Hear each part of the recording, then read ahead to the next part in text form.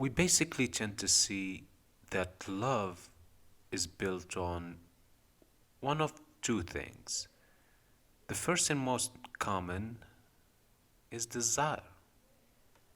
This is mostly used by everyone when they say they love you, and what they really mean is that they have a desire for something you offer, whether it be your body, your way of stimulating their brain, maybe the way you stimulate their emotions or stabilize their emotions, how you make them feel secure, perhaps, and make them forget about their painful self for a while. Now, I'm not saying this is bad. It would, however, be more consistent if we told them we desire them, because that is actually what we mean. We desire their existence. When it comes to who they are, we see them as who they are compared to our problems, and not who they are compared to us as human beings.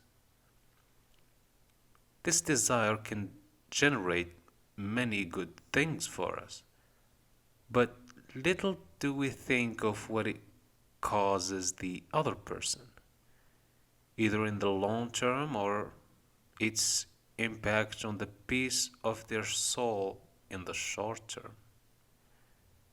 Now, let's talk about the other type, which is based on forgiveness. You realize this is the type you have when you know you can forgive a person for the things they might do or have done to you. And the worse the things they do that you can forgive, the more of this love you have for them. And that can be considered as a way to test the strength and unselfishness of your feelings.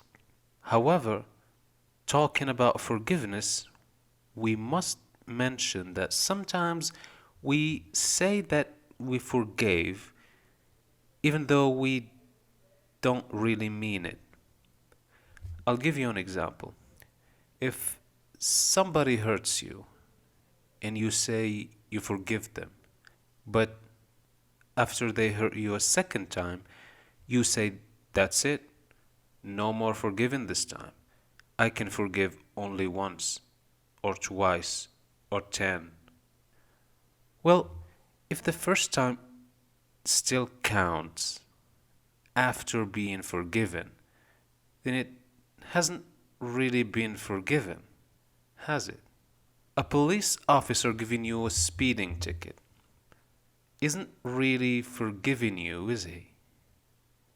He's doing it because he's expecting you to make a mistake again. And in the same way, forgiving someone only a certain number of times is also giving a ticket.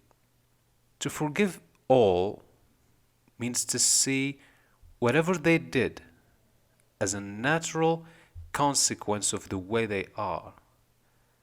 As human beings, you see that they had no choice but to do what they did. And mostly that requires enough knowledge about human beings and enough understanding.